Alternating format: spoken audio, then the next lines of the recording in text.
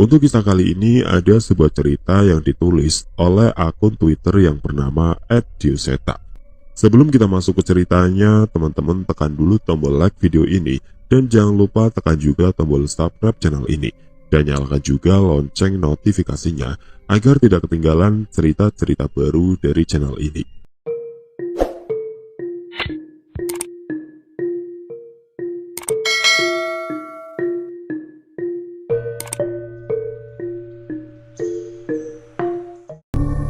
Pencarian keberadaan Nyi Sendang Rangu menyebabkan Danan dan Cahyo terlibat perang santet yang dialami oleh sebuah desa.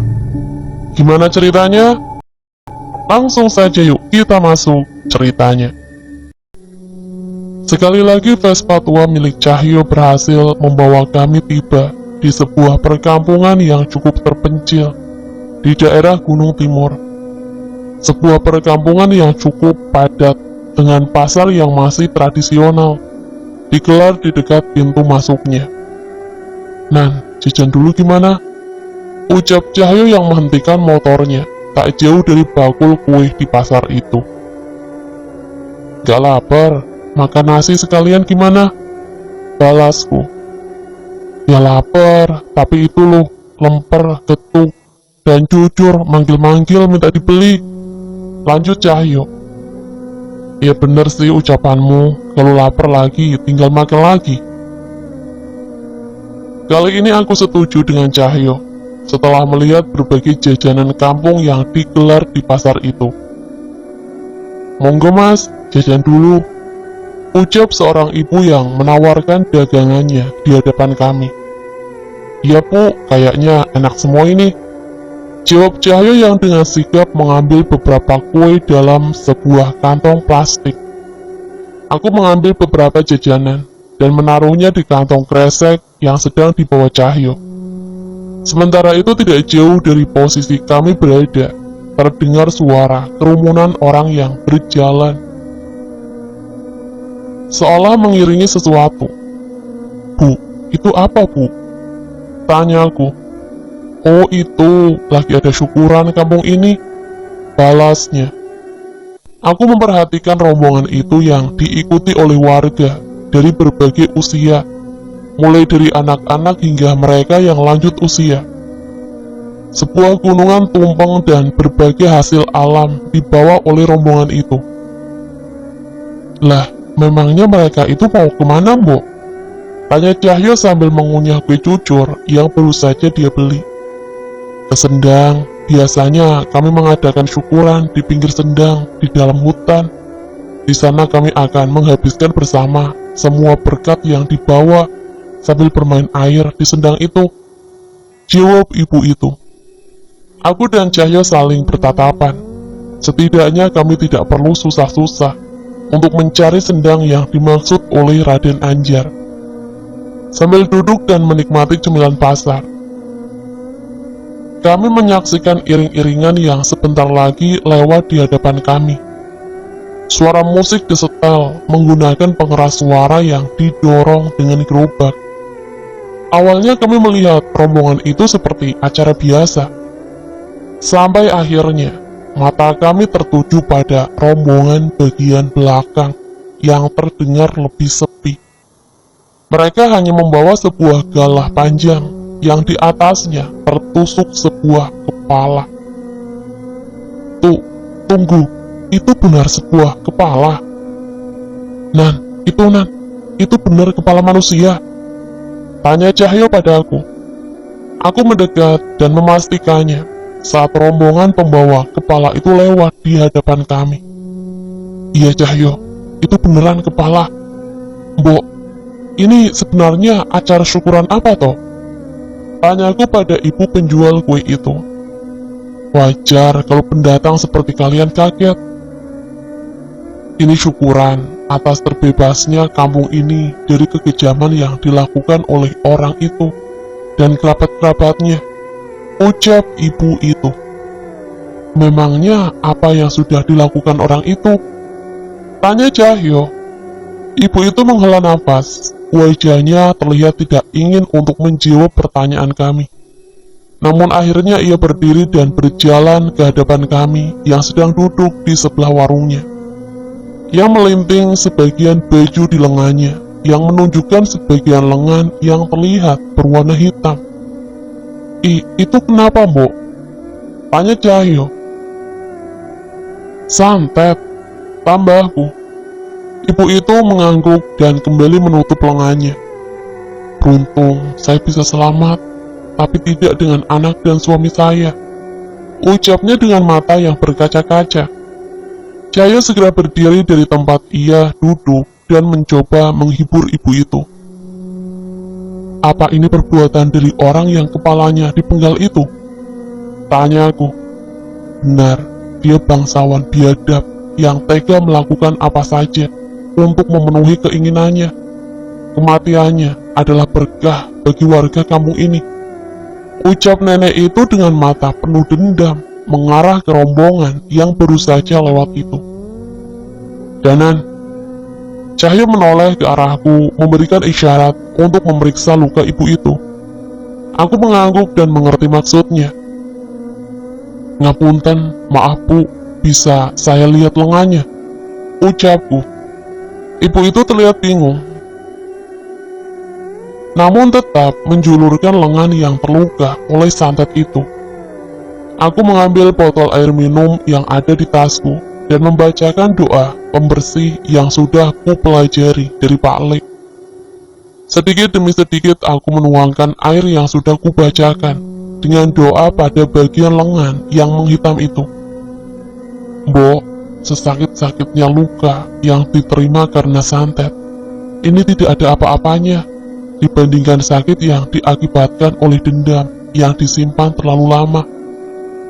Mungkin tidak mudah, tapi saya harap si Mbok mau pelan-pelan belajar memaafkan dan belajar mengikhlaskan anak ibu agar ia juga bisa tenang, ucapku sambil berusaha memulihkan luka bekas santet yang dimiliki ibu itu. Perlahan warna hitam di lengan ibu itu memudar bersamaan dengan jatuhnya tetesan cairan berwarna hitam dan benda yang menyerupai tanah dari bekas lukanya. Ibu itu menatapku dengan heran, namun sepertinya ia mau mendengar ucapanku tadi. Gimana Mbok, masih sakit? Tanya Cahyo setelah aku selesai mengobati lengan ibu itu. Enggak sakit lagi. Matur suwun Yonang, kalian ini sebenarnya siapa toh? Tanya ibu itu. Enggak Mbok, kami bukan siapa-siapa, cuma kebetulan lewat, jawabku. Sudah, kalian tidak usah bohong, kalian pasti ada maksud dan tujuan kan ke tempat ini? Balasnya lagi. Aku membereskan botol airku dan memasukkannya kembali ke tas. Akhirnya kami menceritakan maksud dan tujuan kami ke kampung ini kepada ibu, untuk mencari sebuah sendang yang berada di Gunung Timur, yang sebenarnya sudah terjawab dengan arah pergi rombongan iring-iringan tadi. Ya sudah, kalau kalian sudah nemu tujuan kalian, pokoknya hati-hati, ucapnya. Mbok, memangnya orang yang nyantet si Mbok itu namanya siapa? Tanya Cahyo. Sugono Darmo Wiloyo. Keluarga itu memang keluarga biadab. Bila bertemu dengan mereka, segera menjauh dan jangan berurusan dengan mereka, ucap ibu itu. Ibu tahu bagaimana orang itu bisa mati? Tanyaku. Ada yang membantu kami, warga desa, seseorang dari keluarga Broto Wongso, cerita ibu itu. Broto Wongso, ceritakan Mbok, kami ingin tahu, ucap Cahyo. Kali ini ibu itu tidak ragu untuk menceritakan kepada kami. Rupanya sudah bertahun-tahun, kampung ini dikuasai oleh seorang bangsawan bernama Sugono Darmo Wiloyo. Awalnya warga mengenalnya sebagai seseorang yang baik dan berkarisma. Ia pun memperkerjakan warga desa untuk mengerjakan lahannya. Sampai suatu saat, hal mengerikan terjadi. Kepala desa sebelumnya meninggal secara misterius setelah berseteru dengan Sugono. Setelah kepala desa membela salah satu warga yang lahannya diserobot oleh Sugono. Sebelum meninggal, Pak Kades berteriak kepanasan seolah terbakar, padahal tidak ada api di sekitarnya. Mantri yang mencoba mengobatinya pun heran. Suhu tubuhnya normal dan tidak ada keanehan secara medis. Hingga di malam esoknya, Pak Kades meninggal karena luka bakar hampir di seluruh tubuhnya. Semua warga melayat ke pemakaman Pak Kepala Desa, kecuali Sugono. Selang beberapa hari, warga yang berseteru dengan Sugono sebelumnya pun mati dengan cara yang sama. Tidak hanya orang itu, tapi juga seluruh anggota keluarganya mati dengan mengenaskan. Kali ini Sugono datang ke pemakaman orang itu saat warga kampung sedang ramai. Seolah memberi pernyataan, Sugono menghampiri jasad mereka dan meludahinya. Seketika warga kampung menjadi emosi. Namun mereka tidak mampu bergerak sedikit pun dari tempat mereka sampai Sugono pergi. Warga pun sadar bahwa Sugono merupakan pemilik ilmu hitam yang mengerikan. Semenjak saat itu Sugono menjadi momok yang ditakuti warga. Saat itu juga ia mulai berlaku semena-mena. Perbuatannya semakin parah ketika ia tertarik dengan seorang perempuan yang sudah bersuami. Dengan terang-terangan, Sugono memintanya untuk tidur dengannya, untuk memuaskan nafsunya. Permintaan itu sudah pasti ditolak mentah-mentah. Anehnya, pada suatu malam saat suami wanita itu pergi, tiba-tiba wanita itu berjalan, menghampiri sendiri ke rumah Sugono. Menurut cerita yang beredar, ia menuruti semua kemauan Sugono untuk memuaskan nafsunya. Saat suaminya pulang dan mendengar cerita yang beredar, ia datang dengan penuh amarah, dengan membawa sebilah pisau di tangannya. Tak ada satupun serangan lelaki itu yang mampu menyentuh Sugono hingga ia kelelahan. Sugono menertawakannya dan membiarkan wanita itu kembali pulang bersama pria itu. Sayangnya itu hanya karena Sugono sudah bosan dengannya. Warga sekitar mendengar pertengkaran besar yang terjadi di rumah pasangan itu. Besoknya ketika sang suami kembali ke rumahnya, ia sudah melihat tubuh istrinya tergantung dengan tali yang mengikat di lehernya, dengan mata yang masih terbuka yang terus menatap suaminya. Mendengar teriakan histeris pria itu, warga pun datang. Namun nyawa wanita itu sudah tidak tertolong. Wanita itu bukan satu-satunya. Kejadian itu terjadi dengan beberapa wanita di desa ini. Setelah menjadi pemuas nafsu Sugono, wanita itu pasti bunuh diri atau menjadi gila. Alhasil banyak warga yang memiliki istri yang masih muda atau anak wanita untuk meninggalkan desa ini. Mbok, jangan-jangan anak Simbok juga jadi korban Sugono dan mati bunuh diri? Tanyaku di tengah-tengah cerita ibu itu. Ia mengangguk. Kali ini ia tidak mampu menahan air mata yang jatuh ke tanah. Indi, nama anak saya. Saat ia kembali dari rumah setan biadab itu, dia tidak seperti ini yang kukenal. Tidak sedikit luka di tubuhnya. Bahkan untuk menatap dirinya di cermin pun ia tidak sudi. Jelasnya, suami saya kenal orang pintar dari desa sebelah. Kami memanggilnya untuk menolong Indi agar tidak berakhir tragis seperti wanita lainnya. Dan Indi pun kembali pulih. Pulihnya Indi juga atas bantuan warga yang tidak pernah menyalahkan Indi atas perbuatan Sugono. Cahyo menatap ibu itu dengan semakin serius. Terus kenapa Indi bisa meninggal, Mbok? Tanya Cahyo. Mengetahui kemampuan orang itu, warga memintanya untuk menghentikan Sugono. dan mengusirnya dari kampung ini dengan ilmu yang ia punya. Lanjut ibu itu.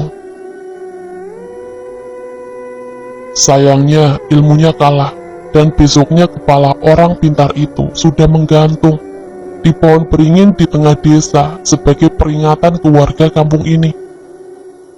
Aku semakin geram dengan cerita dari ibu itu. Sepertinya aku tahu bagaimana kelanjutannya.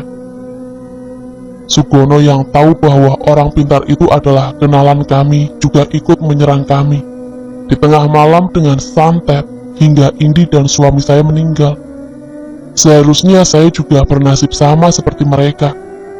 Namun sebelum santet itu membunuh saya, suara ayam berkokok dan langit mulai terang dan semua serangan itu berhenti.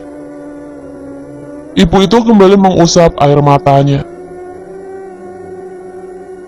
Namun sepertinya ia masih ingin bercerita.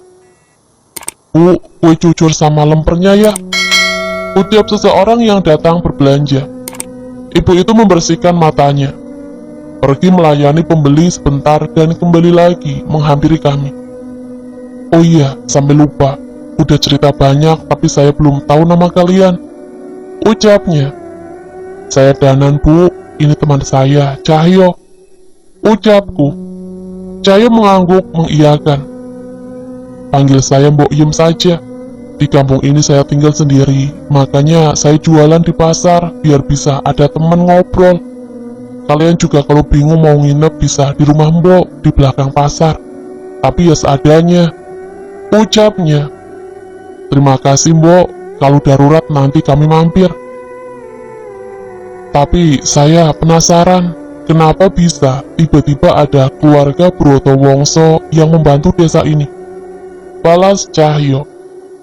Entah, tiba-tiba dia datang bertemu dengan kepala desa yang baru dan mendengar cerita tentang Darmo Wiloyo.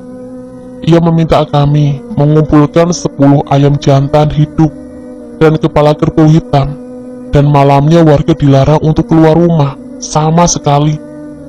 Jelas Mbok Iem. Malam itu adalah malam paling mencekam yang pernah kami rasakan. Dari dalam rumah, kami melihat makhluk-makhluk yang tidak pernah kami lihat sebelumnya. Mulai dari bola api, puluhan pocong yang memadati desa, hingga makhluk besar yang bahkan wajahnya tidak dapat terlihat dari dalam rumah. Perang ilmu mengakibatkan Sugono mati di kediamannya. Warga yang sudah menahan emosinya segera menyerbu rumahnya dan memenggal kepala Sugono. Mereka berterima kasih pada anggota keluarga Broto Wongso yang tidak mau menyebutkan namanya itu. Dari cerita Mbok Iem, ini sudah jelas apa maksud dari acara syukuran tadi. Nan, apa benar keluarga Broto Wongso memang mencoba membantu warga desa ini? Tanya Cahyo. Jangan lengah dari cerita Mbok Iem, yang digunakan tetap ilmu hitam. Kita harus tetap waspada, jawabku. Kami berterima kasih atas cerita dari Mbok Iem dan berpamitan. Bila urusan kami sudah selesai, mungkin kami akan mampir untuk beristirahat sejenak di rumahnya. Cahyo melajukan motornya lagi menuju jalur hutan, tepat kemana kerumunan tadi menuju. Tidak terlalu jauh, namun kami harus memarkirkan motor Cahyo di pinggir hutan dan berjalan kaki menuju arah keramaian di dalam hutan itu. Sesuai cerita Mbok Iem, warga dengan meriahnya merayakan acaranya di sana. Aku mencari keberadaan kepala tadi, yang akhirnya kutemukan sudah siap dikuburkan di pemakaman, yang rupanya hanya berjarak beberapa ratus meter dari sendang ini. Masnya pendatang ya, ikutan saja, ini tumpengnya pasti sisa kok, ucap salah seorang warga yang mengajak kami bergabung. Matur suwun mas, nonton dari sini saja sudah seneng kok. Tadi juga sudah jajan di warung Mbok Iem, jadi masih kenyang, jawabku. Walah, kenalane Mbok Iem toh. Ya sudah, pokoknya kalau mau gabung aja ya, balasnya lagi dengan ramah. Aku dan Cahyo menyaksikan acara yang sebenarnya tidak terlalu lama itu. Hingga akhirnya mereka membubarkan diri dan membersihkan sisa-sisa acara mereka. Sejahat-jahatnya manusia, saat sudah mati, jasadnya berhak mendapat perlakuan yang layak. Karena hanya Yang Maha Kuasa yang berhak memberikan pembalasan. Ucapku yang segera menghampiri tempat kepala itu dimakamkan dan disusul oleh Cahyo. Kami membacakan sedikit doa-doa agar roh dari jasad ini bisa tenang, walau ia mati karena pembalasan atas perbuatannya sendiri. Setelahnya kami menghampiri sebuah sendang yang cukup besar. Airnya cukup segar. Pantas saja warga dengan senang bermain di tempat ini. Namun aku sama sekali tidak merasakan adanya suasana mistis di sendang ini. Sesuai petunjuk Raden Anjar, aku mengeluarkan sebuah selendang lusuh pemberian Raden Anjar dan menghanyutkannya di sendang yang sangat jernih ini. Suara hewan-hewan hutan kembali terdengar seusai acara warga tadi, seolah mereka mulai keluar dari persembunyiannya. Kicauan burung terdengar merdu dari atas pohon yang masih indah dengan terpaan sinar matahari. Cukup lama kami menunggu sambil menikmati keindahan alam ini. Namun tidak ada apapun yang terjadi. Danan, benar di sini sendangnya. Kok nggak terjadi apa-apa? Tanya Cahyo yang juga bingung. Nggak tahu, tapi bukannya nggak ada sendang lain selain sendang ini. Apa mungkin apa, Nan? Mungkin kita juga belum pantas untuk menemui Nyi Sendang Rangu, ucapku. Cahyo terlihat berpikir. Terlepas apapun itu, aku juga tidak merasakan hal apapun dari tempat ini, ucap Cahyo. Aku mengangguk.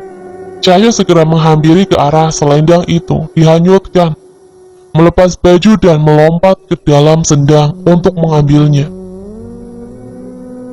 Nih Nan, simpen dulu, coba kita cari informasi lagi, ucap Cahyo sambil menyerahkan selendang pemberian Raden Anjar. Lah, kamu mau kemana lagi? Tanyaku yang melihat Cahyo meninggalkanku ke arah ujung sendang satunya. Berenang Nan, adem, dan dari pagi belum mandi, ayo ikut nyebur, ucapnya. Wasem gak ngomong-ngomong. Aku ikut melepas bajuku dan masuk ke dalam sendang dengan air yang sangat jernih itu. Bagaimanapun caraku memandangnya, sama sekali tidak ada hal yang aneh dari tempat ini. Mungkin memang sendang ini hanyalah kolam mata air biasa. Kami keasikan bermain air, hingga tidak sadar hari semakin sore. Duh, lapar lagi. Kita ke kampung tadi apa mau coba tanya-tanya ke tempat lain? Tanya Cahyo. Ke kampung tadi lagi saja. Keberadaan Sugono Darmawiloyo sepertinya memastikan ada hubungannya kampung ini dengan yang kita cari, jawabku. Cahyo setuju dan ia menyarankan untuk mampir lagi ke tempat Mbok Iem, jaga-jaga bila harus terpaksa bermalam di sana.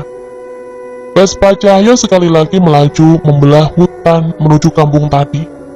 Kali ini kami datang dengan badan yang sudah segar, tanpa bau keringat dan asap motor Cahyo seperti tadi. Entah hanya perasaanku atau memang samar-samar aku merasakan ada yang mengintai kami dari kejauhan. Sampai di depan gerbang kampung itu, keanehan terjadi. Suasana di tempat itu sangat berbeda dengan tadi pagi. Nan, benar, ini kan kampung yang tadi? Tanya Cahyo. Benar kok, tuh lapak Mbok Iem yang udah tutup, balasku. Kok sepi banget, orang-orang pada kemana? Gak tahu, udah pelan-pelan aja. Saat ini belum gelap, tapi langit sudah memerah. Suasana di kampung ini mendadak berubah hening. Hanya suara berisik knalpot motor Cahyo yang terdengar memecah keheningan. Bukan tidak ada orang. Sesekali aku menoleh ke arah jendela warga yang terlihat ada yang mengintip dan segera menutup kordennya ketika aku menoleh. "Mas Danan, Mas Cahyo, kesini!" panggil seseorang sambil menepuk tangannya. Suara seseorang yang kami kenal. "Cahyo, itu Mbok Iem," ucapku sambil menepuk punggung Cahyo. Dengan segera Cahyo memutar motornya dan mengarahkan ke tempat Mbok Iem berada. "Mbok, ada apa toh iki?" tanya aku. "Sudah masuk dulu ke rumah, nanti saya ceritain." Kami menuruti permintaan Mbok Iem untuk masuk ke rumah bangunan kayu tua yang mulai tidak terawat. Mungkin karena Mbok Iem hanya hidup sendiri, sehingga kesulitan merawat rumah ini seorang diri. "Duduk saja dulu, tak bikinin minum." "Nggak usah repot-repot, Mbok," balas Cahyo yang ku tahu hanya sekedar basa-basi. Aku dan Cahyo memandang keluar melalui jendela. Terlihat matahari mulai tenggelam, dan langit pun menjadi gelap. "Sudah mas, tutup jendelanya, bahaya," ucap Mbok Iem. "Makanya Mbok ceritain biar kami nggak penasaran," balas Cahyo. Mbok Iem meletakkan 2 gelas teh hangat di meja, dan menyuruh kami untuk menjauh dari jendela. Tadi, tak lama setelah warga desa kembali, ada sebuah mobil yang masuk ke desa menuju rumah Sukono. Mereka menghadang warga desa dan mengaku berasal dari Trah Dharma Wiloyo. Mereka bernama Darminto dan Girman. Seorang warga mencoba mengusirnya, namun yang terjadi, seseorang yang bernama Girman itu mengambil sebuah golok, menarik lengan orang itu, dan memotongnya di hadapan warga yang lain tanpa berkata-kata sedikit pun. Sama seperti saat berhadapan dengan Sukono, warga tidak ada yang bisa bergerak saat Darminto menatap mereka semua. "Terus, orang yang lengannya terputus itu bagaimana?" tanya Cahyo. "Dia sedang dilarikan ke rumah sakit kota. Yang terpenting kedua orang itu menyuruh warga desa memanggil keluarga Broto Wongso yang membunuh saudaranya itu. Jika tidak, malam ini seluruh warga desa akan mati dengan cara yang sama dengan Sukono," cerita Mbok Iem. Aku bertatapan dengan Cahyo.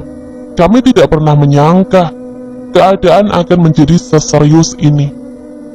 "Orang dari Broto Wongso itu akan datang, Mbok?" tanya aku.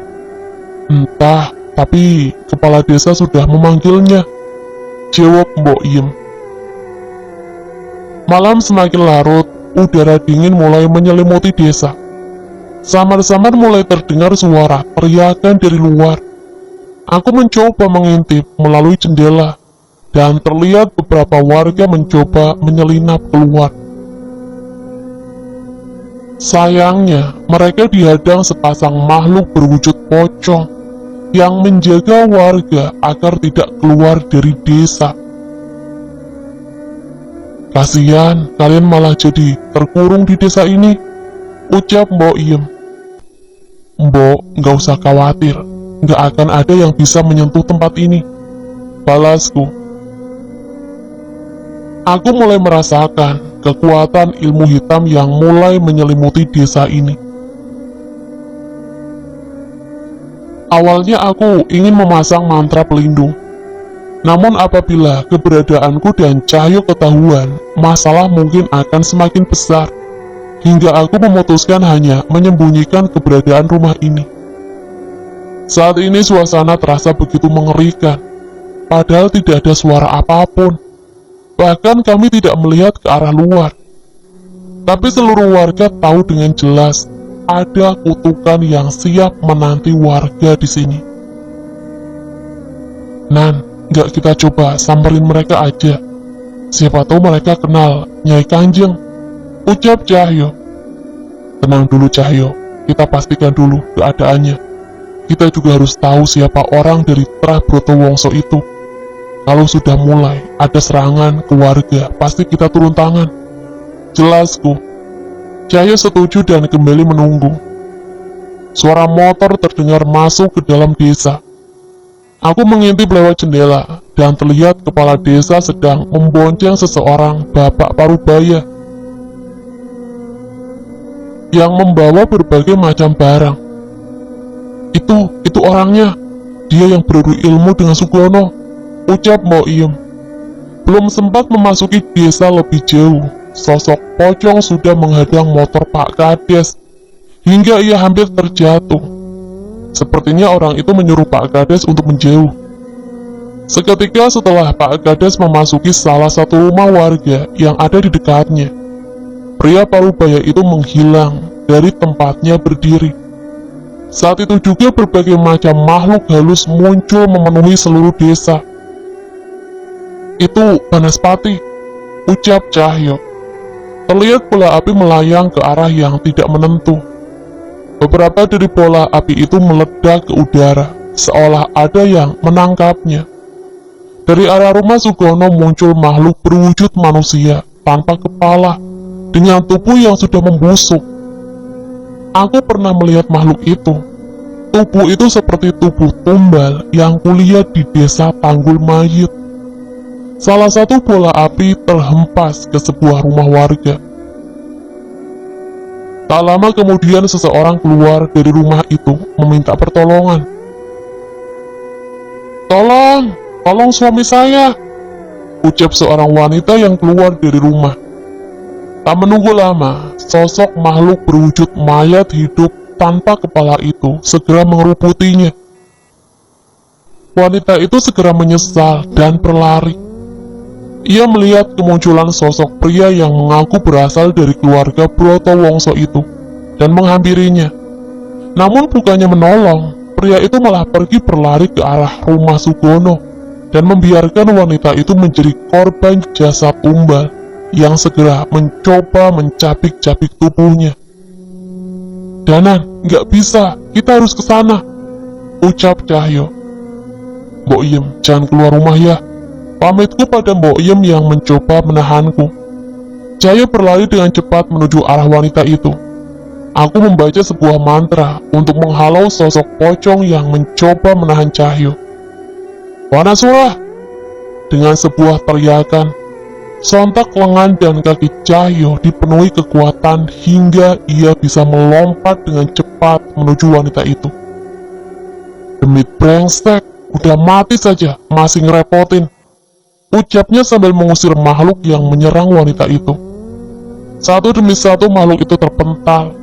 Cahyo menahan serangan-serangan brutal dari segala arah. Rupanya serangan ini memang tidak diarahkan ke arah seseorang yang berasal dari Trabroto Wongso itu. Serangan ini memang bermaksud untuk menyerang warga desa saat kekuatannya sudah terkumpul. Aku mencoba membantu wanita itu untuk berdiri dan mengantarkannya ke rumah Mbok Iem. Mbok, titip ya, ucapku. Kalian jangan nekat, cepat masuk, balas Mbok Iem sambil menerima wanita itu. Mbok Iem gak usah khawatir, doakan saja aku dan Cahyo supaya selamat, balasku yang segera pergi menyusul Cahyo. Cahyo terlihat sedang kerepotan menghalau sosok gendruwo yang mencoba masuk ke rumah warga.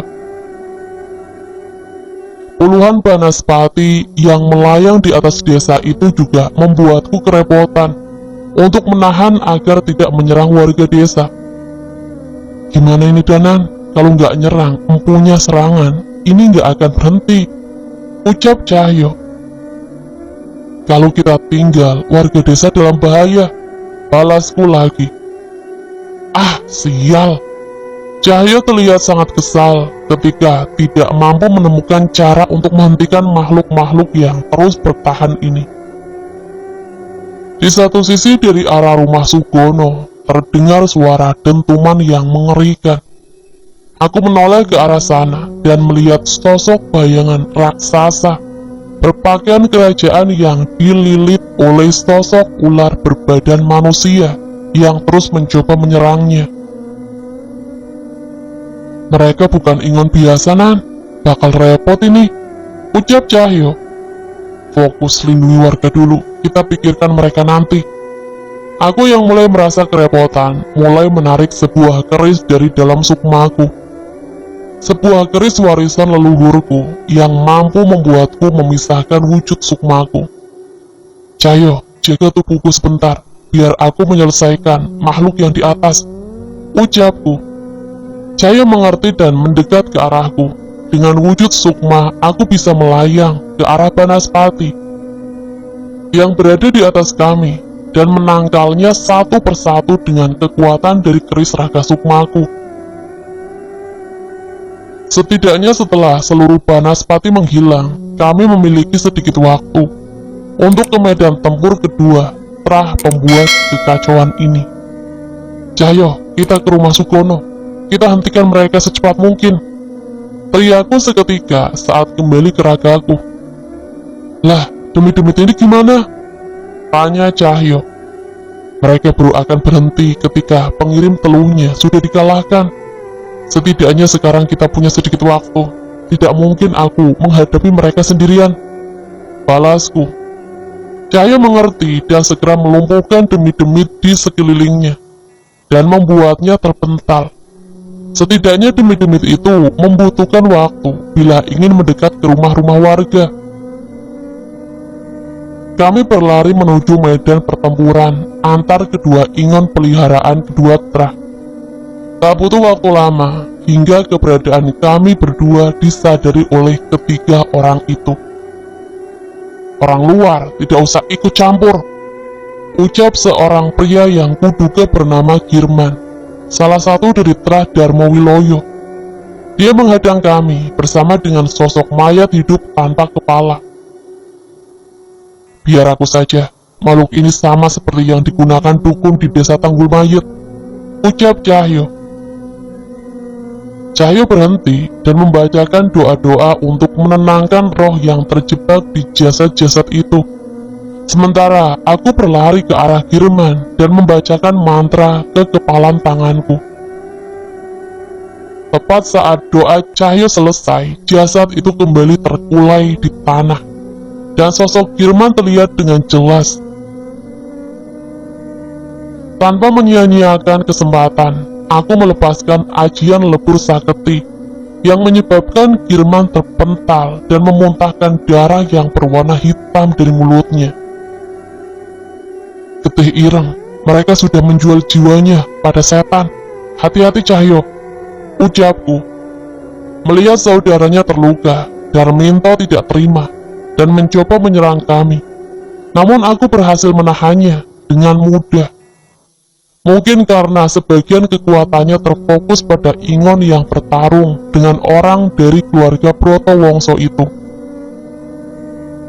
Wanasura, teriak Cahyo sekali lagi memanggil teman andalannya itu, roh bangsa kera dari hutan Wanamarta. Cahyo yang tidak sabaran masuk ke pertempuran kedua Ingon berwujud buto dan ular berbadan manusia itu dengan menyatukan ajian penguat raga dan kekuatan Wanasura. Hanya dengan sekali pukulan, kedua Ingon itu terpental ke sisi masing-masing pemiliknya. Kalian ini ada di sisi siapa? Ucap seorang pria dari Trah Brotowongso. Kami di sini untuk melindungi warga dari pertempuran bodoh kalian, ucap Cahyo. Mereka warga yang menghabisi Sugono, saudara kami.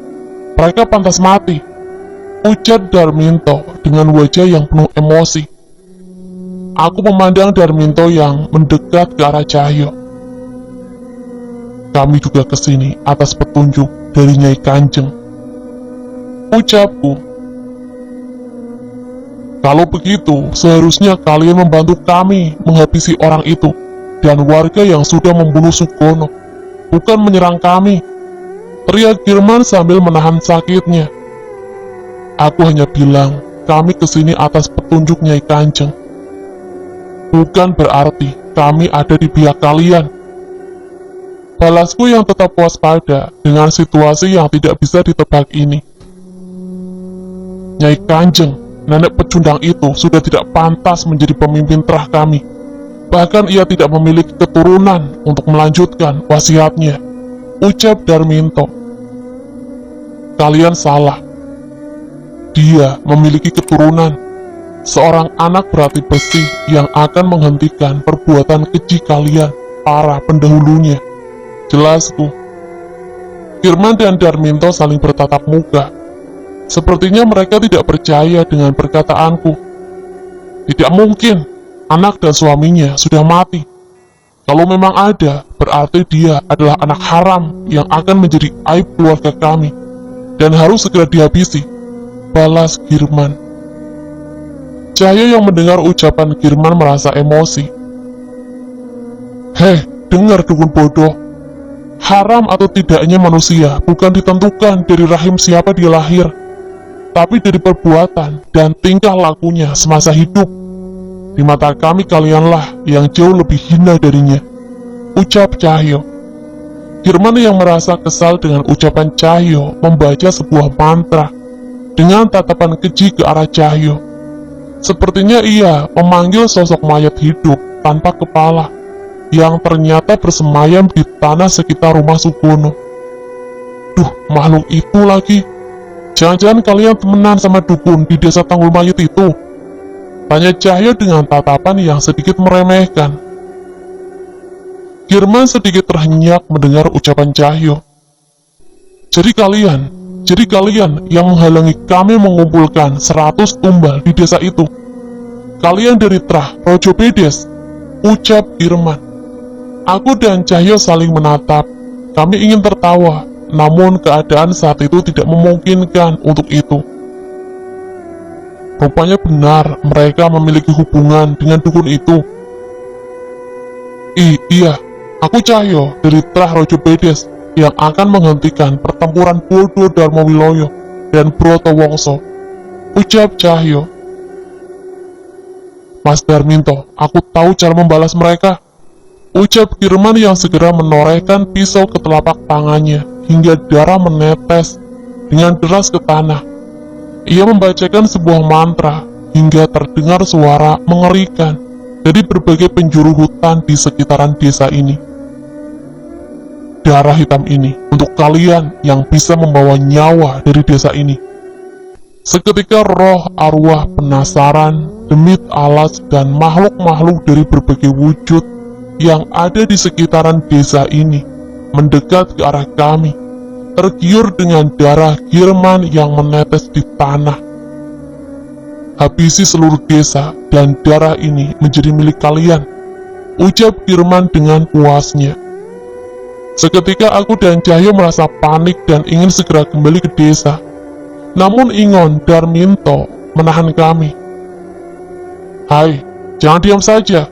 Bukankah kamu yang menolong desa ini membunuh Sugono dulu? Ucap Cahyo pada seseorang dari Trah Broto Wongso itu. Cih, urusanku hanya menghabisi setiap orang dari Trah Darmowiloyo yang sudah menghalangi tujuan keluarga kami. Kalau kalian mau menghalangi, kalian juga harus mati. Sudah kuduga, tidak mungkin seseorang dengan ilmu hitam punya tujuan melindungi warga desa. Entah aku merasa ia juga masih memiliki tujuan jahat yang lainnya. Dari arah tempat rumah Sugono yang berada sedikit di atas desa, kami melihat berbagai macam makhluk memasuki desa jauh lebih banyak dari jumlah sebelumnya. Iring-iringan Banaspati dan roh yang melayang seolah memilih dengan bebas rumah mana yang akan mereka cabut nyawa pemiliknya. Hentikan Girman, urusanmu sama aku, jangan libatkan warga desa, ucap Cahyo. Namun Girman hanya membalasnya dengan senyuman puas. Aku dan Cahyo mulai kewalahan menghadapi siluman ular anak buah dari Ingon Darminto dan tidak mampu meninggalkan tempat ini.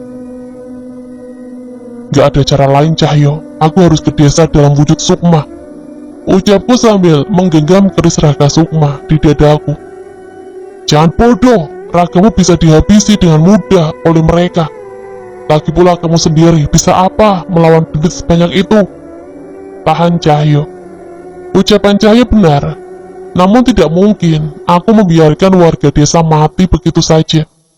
Aku tidak mempedulikan ucapan Cahyo dan tetap berusaha memisahkan Sukma dari ragaku. Namun saat setengah ragaku terpisah, tiba-tiba terdengar sebuah suara di telingaku. Apa anak yang kau ceritakan itu benar? Itu suara wanita yang sangat halus dan indah. Suaranya seperti jernihnya air yang menenangkan. Benar, siapa kamu? Tanyaku. Tidak ada jawaban atas pertanyaanku. Namun sebuah sosok terlihat berjalan di tengah-tengah desa dengan anggun. Seorang wanita berpakaian Jawa dengan selendang yang anggun. Nanan, jangan-jangan itu, ucap Cahyo yang juga menyadari keberadaan makhluk itu. Iya Cahyo, mungkin itu Nyi Sendang Rangu. Balasku yang merasa yakin saat merasakan kekuatan yang terasa hingga seluruh penjuru desa. Wanita itu hanya melihat ke sekeliling desa, menatap semua makhluk yang mendekat. Saat itu juga makhluk yang dipanggil oleh Girman gentar dan perlahan menjauh. Tak ada satupun makhluk yang berani mendekat ke sosok yang ayu dan rupawan itu. Tidak mungkin itu Nyi Sendang Rangu, ucap Girman. Pria dari Trah Broto Wongso itu pun terlihat gentar. Nyi Sendang Rangu, seharusnya ia sudah tidak ada. Bukan saatnya aku melawannya, ucapnya yang segera memanggil kembali ingonya dan pergi meninggalkan pertempuran ini. Saat mengetahui warga desa sudah aman, aku mengambil kesempatan untuk membacakan mantra pada keris Raka Sukma hingga cahaya putih menyinarinya. Dengan memanfaatkan wujud Sukma, aku menghujamkan keris itu ke tubuh Ingon berwujud ular berbadan manusia hingga ia menggelepar dan perlahan kehilangan kekuatannya. Kalian! Teriak Darminto yang tidak terima dengan tindakanku.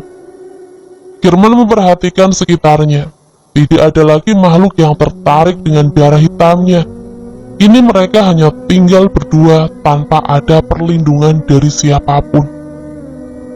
Nyi Sendang Rangu, lindungi kami dari dua musuh ini, teriak Girman. Benar juga, Nyi Sendang Rangu adalah ingon keluarga Dharma Wiloyo. Apakah mungkin ia mau menuruti perintah Girman? Saat tidak ada lagi demit yang mengelilingi desa, tiba-tiba terlihat seorang anak menerobos berlari keluar rumah. Itu ibu, aku pernah lihat perempuan itu di dekat Sendang, ucapnya. Jangan keluar, bahaya, ucap ibu dari anak itu yang segera menyusulnya untuk membawanya kembali ke dalam rumah. Nyi Sendang Rangu hanya tersenyum ke arah anak itu dengan mengangkat satu jarinya ke mulut, seolah memberi isyarat kepada anak itu untuk diam. Terlihat beberapa warga yang penasaran, termasuk Mbok Iem, juga keluar dari rumahnya untuk melihat sosok Nyi Sendang Rangu. Setelah memastikan warga desa aman, Nyi Sendang Rangu menghilang dari tengah-tengah desa dan seketika muncul di hadapan kami. Cantik, sangat cantik. Mungkin jika bidadari benar ada, bisa jadi Nyi Sendang Rangu adalah salah satunya. Nyi, kami dari Trah Dharma Wiloyo. Leluhur kami adalah tuanmu. Habisi kedua orang itu, teriak Darminto. Seketika Nyi Sendang Rangu berpindah tempat ke hadapan Darminto.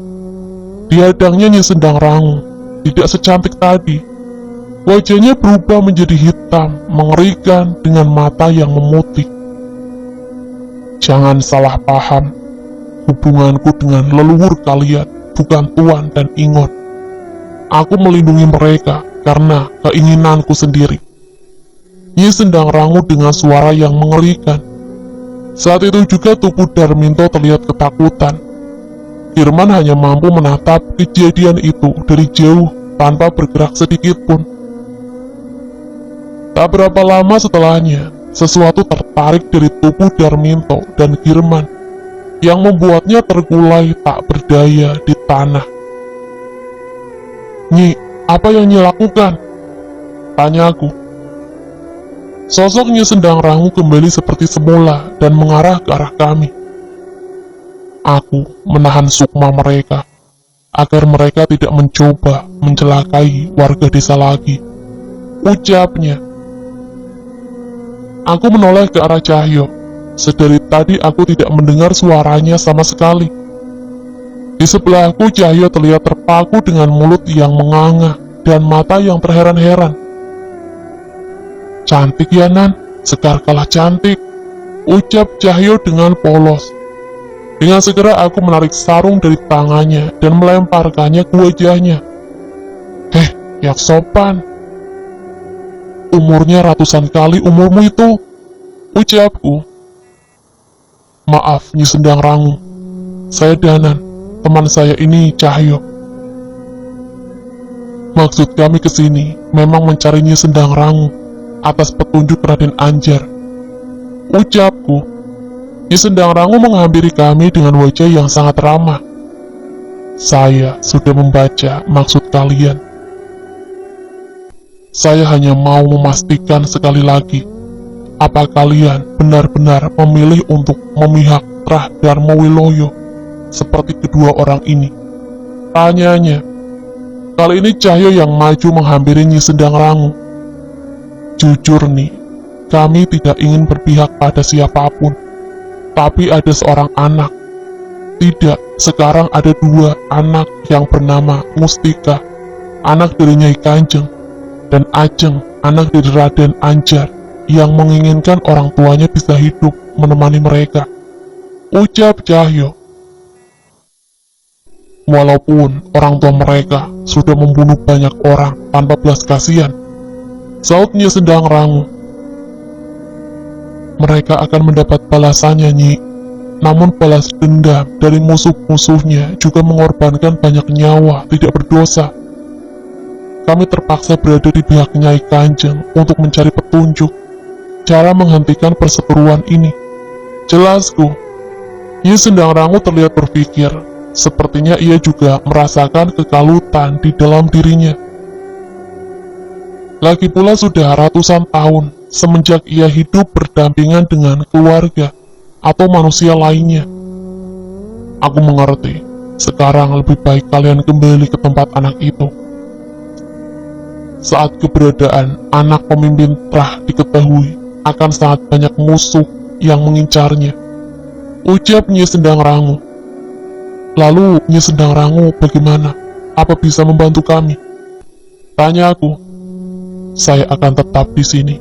Perlindungan yang sejati berasal dari Yang Maha Pencipta, jawabnya. Memang tidak ada yang salah dari ucapan Nyi Sendang Rangu itu. Tidak ada yang lebih mampu melindungi Tika dan kami semua selain perlindungan dari Yang Maha Pencipta. Benar Nyi, berarti Nyi Sendang Rangu tidak bisa membantu kami. Tanya Cahyo. Saya akan menilai sendiri nanti. Namun seandainya anak itu dalam bahaya, saya mengizinkan kalian untuk memanggil saya, jawabnya. Tapi Nyi, bagaimana cara kami memanggil seorang Nyai Sendang Rangu? Tanya aku. Kamu sudah tahu caranya. Bacakan mantra yang diwariskan leluhurmu dengan perantara keris Raka Sukma di genggamanmu, ucapnya. Aku tertegun dan Nyi Sendang Rangu segera menghilang meninggalkan kami. Tidak mungkin ia kupanggil dengan menggunakan mantra itu. Itu adalah mantra untuk memanggil leluhurku. Kecuali Nyi Sendang Rangu adalah... Oke teman-teman, sekian untuk cerita kali ini. Bagaimana menurut kalian tentang kisah ini? Tulis komentar kalian di kolom komentar. Dan bagi teman-teman yang baru bergabung, jangan lupa untuk like, komen, share, serta subscribe channel ini. Dan nantikan kisah-kisah horor lainnya. Wassalamualaikum warahmatullahi wabarakatuh.